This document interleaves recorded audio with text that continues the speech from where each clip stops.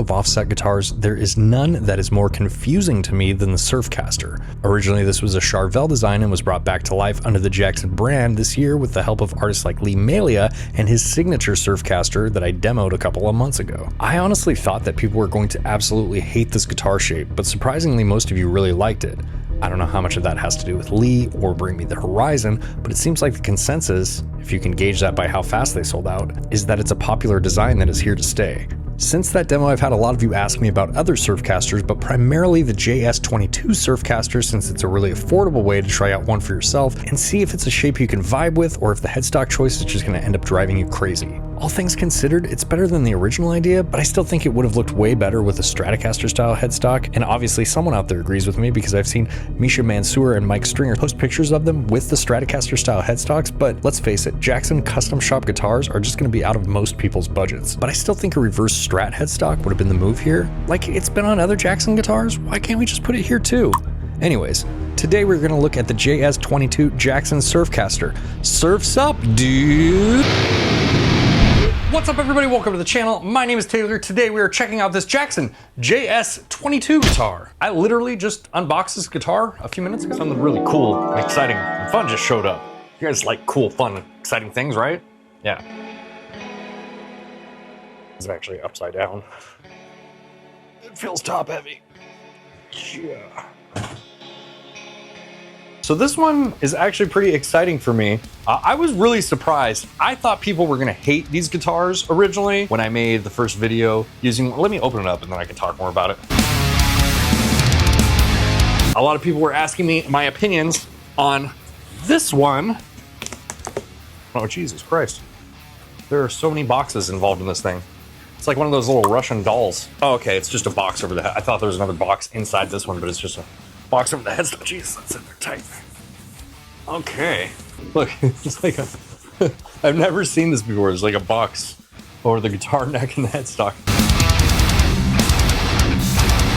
This is the JS22 Jackson Surfcaster. There you go.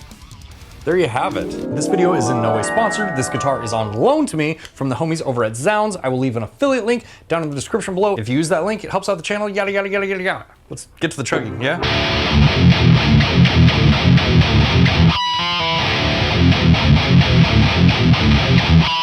Before we get too far into it, let's read the specs. This is the Jackson JS22 Surfcaster. It is a poplar guitar with a single piece maple neck. The neck shape is listed as speed neck. We will measure that later on in this video, and it is a bolt-on neck as well. It has a 12 to 16 inch compound radius. The fingerboard is made of amaranth, just like the other JS series guitars. This is listed as having shark fin inlays, which I think is a typo. There's no shark fin inlays on this guitar. It has a scale length of 25.5 inches, a nut width of 1.6875 inches. And as for the hardware and electronics on this guitar, it comes with all Jackson branded hardware and electronics. So we have a Jackson hardtail bridge, we have Jackson sealed die-cast tuners, and we have Jackson high output humbuckers in both the neck and the bridge positions, one volume knob, one tone knob, and a three-way blade pickup switch. And all of that guitar comes in at $299.99 at the time of making this video. I have this plugged into this PRS MTV, I don't know why I said MTV. I plugged into this PRS MT15 that is being boosted by the devil from my company, Obsidian Audio, that is not active, it's not in the chain right now. I'm running this through a tube amp expander just so I can turn up the amp and still get some like out of it, but like keep it at a reasonable volume for my ear holes. Being mic'd up with some SE Electronics microphones, here's what it sounds like.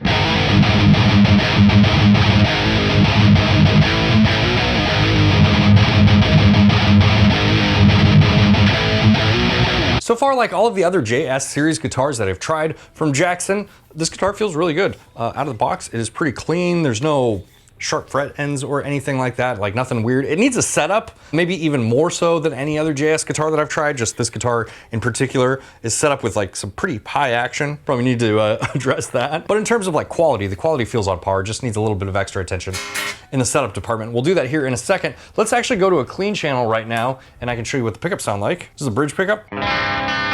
Yeah, this thing definitely needs to be intonated a little bit. We'll do that here in a minute.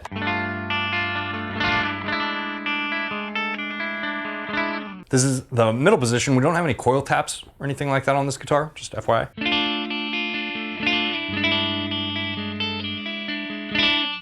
And the neck.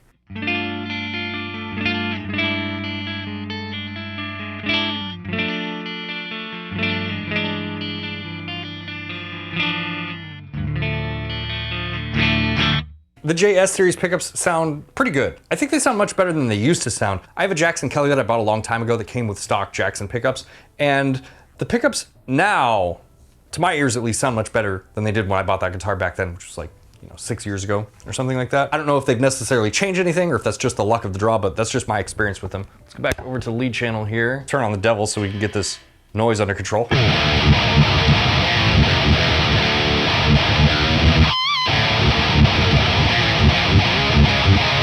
Okay, this is actually like kind of difficult to play, and let's do just because it needs to be set up and intonated. So let's just skip to that part now. Yeah.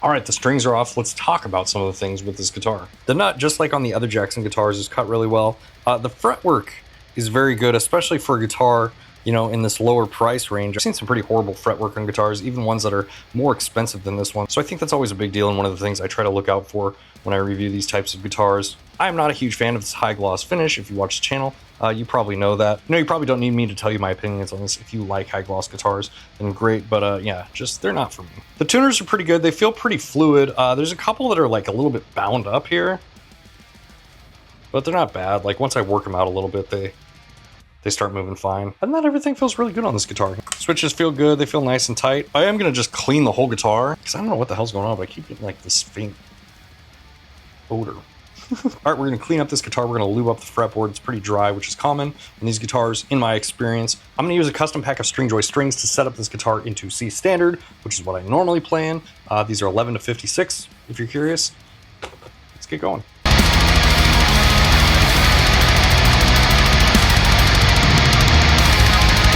All right, this is a first for me. I was wiping down the fretboard and the nut just fell right off. Yeah. We're gonna have to glue this down. I'm gonna go get some super glue and glue it. All right, I remembered to do the neck measurement this time before I strung it up. +1 intelligence for me today. I'm gonna say we're 19 millimeters at the first fret here. Any takers? Anyone got any guesses on that? Looks like we are 19, we're gonna call it 19.5 millimeters there at the first fret. And then up here at the 12th fret, we are 21.17. So, this is very much in line with Jackson's typical speed neck profile I am very familiar with and comfortable playing. So yeah, good news on that. Put strings on.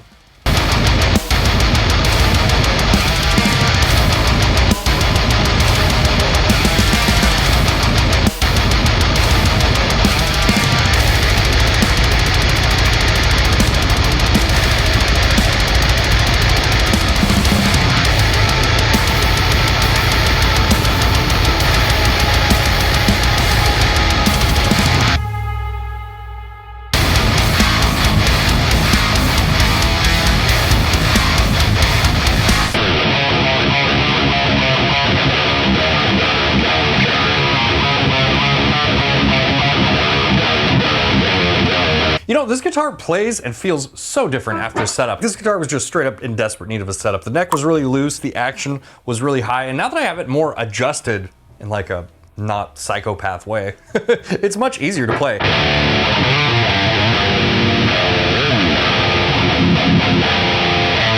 One thing I wish I would have noticed during the setup, although I don't know that I actually would have done anything about this thing, is how this is not my guitar and I'm sending it, back to Zounds. The frets are actually a little bit like rough.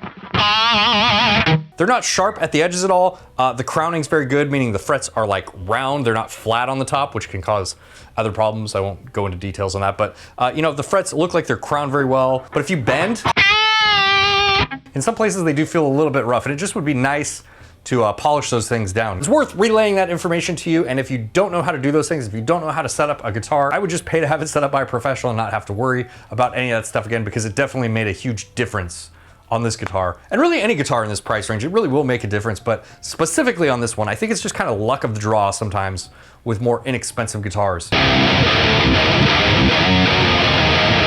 God, it plays great now though.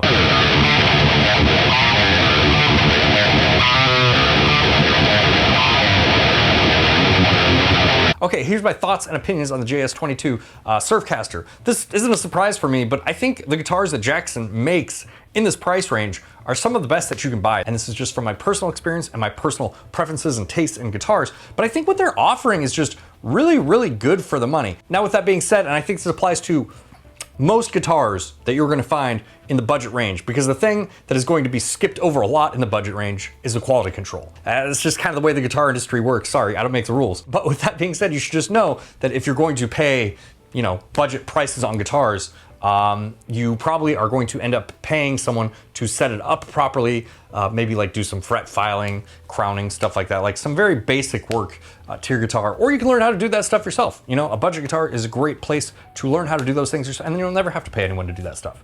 You know, you can just maintain your guitars yourself. It's a great skill to learn if you're a guitar player. Okay, so for all of you that were asking me to check out this guitar and give you my opinions on it, hopefully that helped answer some questions for you. I think it's a great guitar. I think it's great value for the money. I think it's very much in line with all of the other JS series guitars from Jackson. Thank you guys so much for being here with me. I really appreciate it. If you want to pick up one of these guitars, use the link down in the description below. If you like this video, make sure to hit the like button. Consider subscribing. If you really like what I do here on the channel, you can be massively overpowered and join these fine fellows over here on Patreon and get behind the scenes access, and I will see you in the next video. Bye.